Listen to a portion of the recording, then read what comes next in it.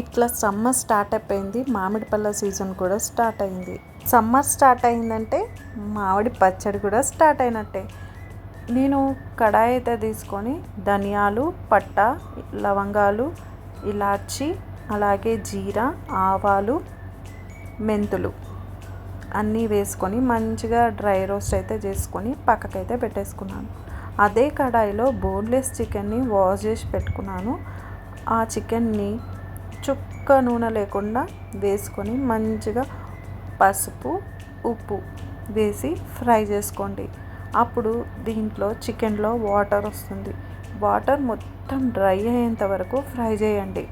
పుల్లటి మామిడితో టేస్ట్, అలాగే కారంగా ఉండే చికెన్తో కలుపుకొని తింటే ఎలా ఉంటుంది ఒక్కసారి గెస్ చేయండి.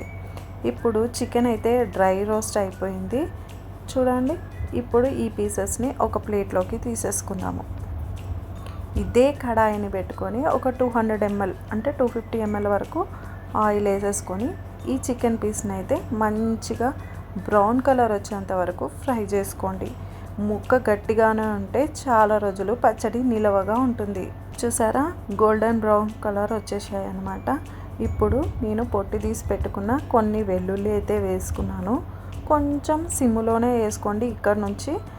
ఇప్పుడు కొద్దిగా కరివేపాకును కూడా మంచిగా ఫ్రై చేసుకోండి కరకరలాడేంత వరకు. ఇది చాలా సింపుల్ కానీ టేస్ట్ మాత్రం సూపర్గా ఉంటుంది. ఇప్పుడు ఇక్కడ జింజర్ గార్లిక్ పేస్ట్ అయినా యూజ్ చేయొచ్చు, వెల్లుల్లి పేస్ట్ అయినా యూజ్ చేయొచ్చు. నేను వెల్లుల్లి పేస్ట్ని అయితే యూజ్ చేస్తున్నాను. మీకు ఇష్టమైతే జింజర్ గార్లిక్ పేస్ట్ కూడా యూజ్ చేసుకోండి. వెల్లుల్లి వేస్తే టేస్ట్ చాలా అంటే చాలా బాగుంటుంది. అందుకే నేను ఒట్టి వెల్లుల్లిని మాత్రమే వేస్తున్నాను. ఇప్పుడు ముక్కకు పట్టేంత వరకు మంచిగా ఈ వెల్లుల్లిని సిమ్లోనే ఫ్రై చేసుకోండి. పెద్ద ఫ్లేమ్లో ఫ్రై చేస్తే వెల్లుల్లి తొందరగా మాడిపోతుంది. ఇప్పుడు ఉప్పు, కారం మన టేస్ట్కి తగ్గట్టు, అంటే నేను 1/2 kg చికెన్ తీసుకున్నా కాబట్టి అప్రాక్సిమేట్గా ఒక 6 స్పూన్స్ కారం అయితే తీసుకున్నాను, 4 స్పూన్స్ ఉప్పు అయితే తీసుకున్నాను. మంచిగా సిమ్లోనే పెట్టండి. చూడండి, ఇప్పుడు ముందుగా నేను డ్రై రోస్ట్ చేసుకున్న మసాలాను అయితే ఇంపార్టెంట్గా వేసుకోండి. చాలా ఇది వేస్తుంటేనే ఇల్లు మొత్తం ఆవకాయ పచ్చళ్ళ స్మెల్ ఇలా వస్తుంది గుమ్మగుమ్మలాడుతూ.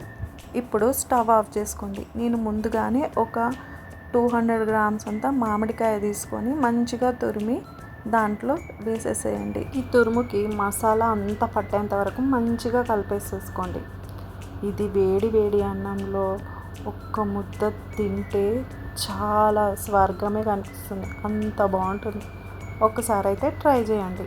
ఈ పులుపు, ఈ కారం సమ్మర్లో తింటే టేస్ట్ వేరే లెవెలే. ఇలాంటి సమ్మర్ రెసిపీల కోసం మా ఛానల్ని సబ్స్క్రైబ్ చేయండి. స్వప్న ఎస్ఎస్